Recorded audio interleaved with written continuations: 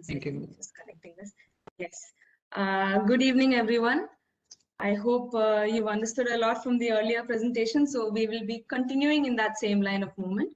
So this presentation is about hospital-specific site selection, space planning, and design. So, second. Yes. So now in this presentation, we'll go through 4 stages of your planning. In the first stage, we'll finalize based on what requirements you've thought of, how big your hospital is going to be. The next, so based on that size, we will decide what type of a site you need to look for. Or if you're not looking for a site, what type of a building you would like to construct your hospital in. And once you've decided the site and building, we'll see what to go next as a hospital specific design.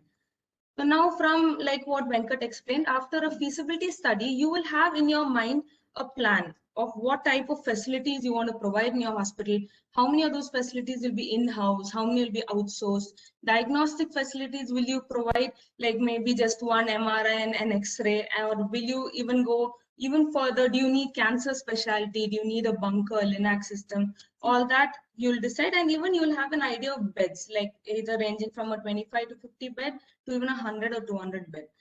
Now from experience, we have all worked out a small norm that we feel a hospital area that you need will range from a 600 to 1000 square feet per bed. Now this is a wide range, so you will know ideally where your hospital will fall in by what services you provide. Now for example, if you feel in your hospital each of your patients need their own beds, their own rooms. It's not ward system. You just want private rooms. You want maybe a gym and a physiotherapy area. You need a large waiting space, the extra facilities. Then you should ideally aim at 1000 square feet per bed calculation. Otherwise, if you're going with a simple facility, a lot of wards, a lot of simple practical, just your consultation rooms, the basic X-ray and CT alone, and that type, then you can go on a lower level of a 600 to a 700 square feet. And if you want an even mix of both, then you go maybe a neutral 800 per square feet. So if you decide that you need a hospital that is a 100 bed facility, then automatically you can assume around 80,000 square feet will definitely be needed for a smooth running and for smooth space planning of your hospital. Now, knowing this area, keeping this area in mind, it's time to select your site. Now, the shape and size of your site are actually determined by 3 main factors which you'll get information from the government itself. That is the FSI, setback, and coverage. Now, these are 3 values that you'll know based on any site you go searching for, because from the local, by your local construction area, your site information, you will know these values. Now, for example, FSI, which is floor space index. This will be a number. This will range like, let's say, Tamil Nadu means you'll see a range from 1.5 to 2. If it's Kerala, you might see a range of 3 to 3.5. The larger the number, the better, because this will tell you how much you can build on your site. Now, for example, let's say you've got a site in Tamil Nadu, which is around 20,000 square feet, and you've got an FSI of 2, which automatically means you can build a hospital of 40,000 square feet on that site. So that way you can even calculate back.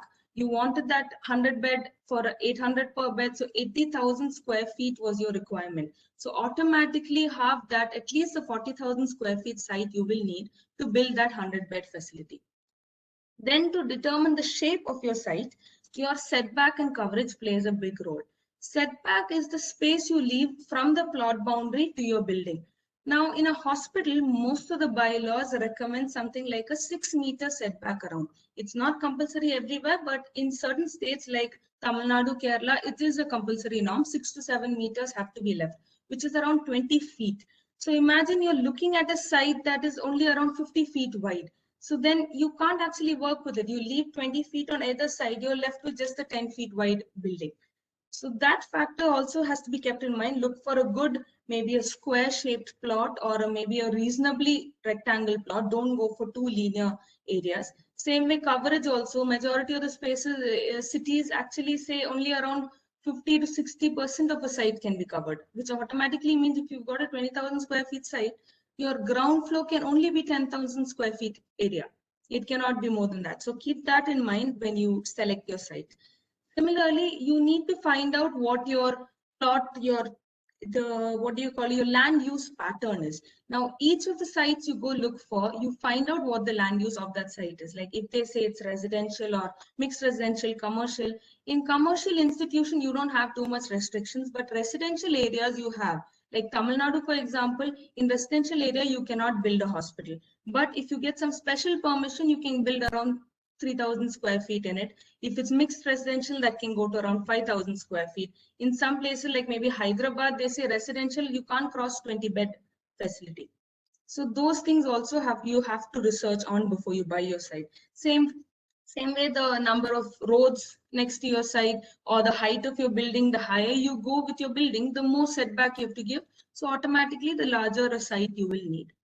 Now, if it is not a site, if it is not a greenfield project you're thinking of, if it's a conversion project or a brownfield, what do you look for in that structure that you see on your site? You need to first check out your floor height. Now, in a hospital, you ideally need good head clearance. So automatically around 3.5 to 4 meters, at least you need to look for in all your floors, which is like 10 to 12 feet minimum. Now you take your OT itself, for example, the HVAC system, your laminar airflow system itself takes up 2 feet of your false ceiling space, which means if you've got only 10 feet height in the OT and you've got 2 feet going off in that false ceiling, you're left only with 8 feet, and doctors are not satisfied with that. Their head can hit on the OT lights and all sorts of other problems can arise. So always look for a good 4-meter height in inside OTs and good lavish space. Same way for disabled friendly features, see that if there's a ramp already there or if there's a facility for a bed lift. If not, you should be able to provide that facility in your structure. I mean, for example, if your structure has a grand, you feel it looks really grand because you've got these huge steps leading up to your ground floor. Then you should also plan out a small ramp that will lead to your ground floor too. You can't keep steps as your only mode of access. Same way, your fire safety requirements, is there enough space around your site, are your staircases wide enough, and then column beam arrangement. This I'm not going too technical, I'm just saying that you make sure that your column to column space is a lot wider so that you've got a lot more flexibility to work with. Then we go into a lot more hospital specific design. Every single bylaw, from National Building Code, your local bylaws, everything has a whole segment dedicated to hospitals. So you've got practically your entire planning rules, from staircase width, ramp width, corridor width, door width, all that is also specified in these guidelines. You just need to know correctly where to look and what information to gather. Same way, AERB guidelines goes to such a specification of telling you what the shape and size of your X-ray room should be, how thick the wall of your X-ray room should be, what should your staff wear, what should they follow in such spaces. Then things like parking facilities, like what I've shown here also. This is a Tamil Nadu guideline, which says if your floor area is around 3,000 square meters, then you need 1 car and 1 bike for every 50 square meter or of that built up area. So these are all regulations that are available to us. Fire regulations. Fire also is an entire category in your National Building Code. And fire is so important because hospitals are easily prone to fire. They have got oxygen running in lines around all through your hospital. You've got equipment in practically every single room. You've got chemicals in different areas. So this can easily ignite. Fire is something that can very easily happen. And that's why government is actually cracking down very hard on hospitals to make sure that they've got. Even now with this whole COVID pandemic also, they are very particular. Any hospital handling COVID patients must have an active fire NOC. If not, they have to take steps and they're given a short period of time to fix all the necessary, meet all the necessary requirements. Then comes other standards, which from experience we develop and which are then standards also, as in why do you keep your certain corridors wide and where we have the flexibility of going narrow, what is the height that you need to keep inside your OT, what are the sizes of your bed lifts that are needed, your ramp ratios. Now, ramp ratio is actually a very important factor because a ramp needs to be, you need to be able to push something up or down a ramp, push your stretcher with the patient on it. So a ramp cannot be too steep, otherwise you risk the patient falling over. So a ramp ratio actually ranges from around 1:12 to 1:10 ratio is the ideal.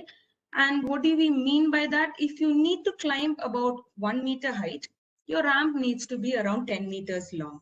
So for example, if your floor OT, your one floor of a building is 4 meters, it automatically means your ramp needs to be 40 meters long at least for it to be a proper comfortable use space. So since ramp is such an important aspect in a hospital, you have to immediately plan out for a ramp facility, because that takes up a lot of space. So automatically that plays out. Your large part of your built up area goes with that.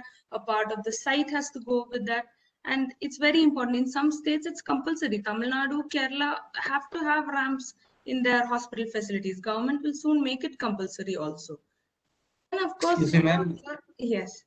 Yeah, 5 minutes. Okay, thank you so much. Then, of course, we've got certain critical spaces, how you plan your infection control in hospital, because that is the key feature in most of the hospitals. So in these cases, you've got main things to keep in mind are your critical and non-critical areas being properly segregated so that people don't mix, your OT and CSSD planning, unidirectional movement, like if your staff is entering your OT, they enter through a change room. So that means you enter into the change and get out into the sterile corridor. You don't come back into the same corridor through which you entered. It has to be unidirectional. Then sanitization stations. This ranges from maybe a hand wash in a consultation room to a scrub station in an OT. Now, the position you keep it itself matters. Now, in an OT, once your doctor changes and comes out, they need to reach the scrub station before they reach the OT. That is the main factor to keep in mind. And one major problem we've seen here is the CSSD and how it is not given much importance. Nowadays, people know, they're aware that OT needs to be planned very well, but they ignore the CSSD. Why is that? Now, OT, yes, it's a critical area, operations happen over there, that's why it's so serious. But what about CSSD? All the instruments you use, your scalpel, your forceps, everything gets sterilized and cleaned in your CSSD. Then why not follow the same zone? CSSD also has dirty area, clean area, sterile area. The movement between them is very important. The movement of materials, the movement of staff, unidirectional movement over there, all that needs to be really paid attention to and really handled very smoothly. So after you have satisfied all those requirements, all your standards, the bylaws, your height standards, and these clinical facilities, then it's time to go a little extra, take the extra step, go the extra mile to make your patients and visitors comfortable. Make your designs patient and visitor centric. Give good, comfortable waiting areas with large windows. Give some positive distractions, either in the form of murals or arts or child-friendly areas. A small playpen in a pediatric hospital will help engage a child. Disable-friendly facilities. You need your handrails on either side of your ramp and staircase, your grab bars and guardrails on corridors, grab bars and toilets, your handicap-friendly toilets. Give a small prayer room near your OT complex so that your family, the family members of the patient can actually wait there to hear news about their loved ones, and a good view of your outside and natural ventilation. Now, with the lack of space, we have seen many hospitals with their IP rooms not having windows. That is not an ideal design. You need to have good windows, good view outside, because your patients should not feel trapped in your hospital. That too, with this COVID pandemic, this fear in patients are a lot more than they were before also. With the masks and the gloves and all that, it's a difficult time actually for all of them to visit a hospital. So let's make them feel comfortable. Let's make them welcomed in the space and not actually fear the space that you plan and design just for them. So let's hope that they start coming a little more freely and not fear and leave their diseases untreated due to all these things. So then hopefully all these points, just a basic, it's only a basic covering of all these points, but all these categories will give you a rough idea of what you need to keep in mind from your site selection to your design. And hopefully this has helped you in getting at least an idea of where to go. There's still a lot more in a design that is involved, rules, regulations, bylaws, everything. Hopefully this one has given you a slight better understanding. So thank you very much for the opportunity. Thanks.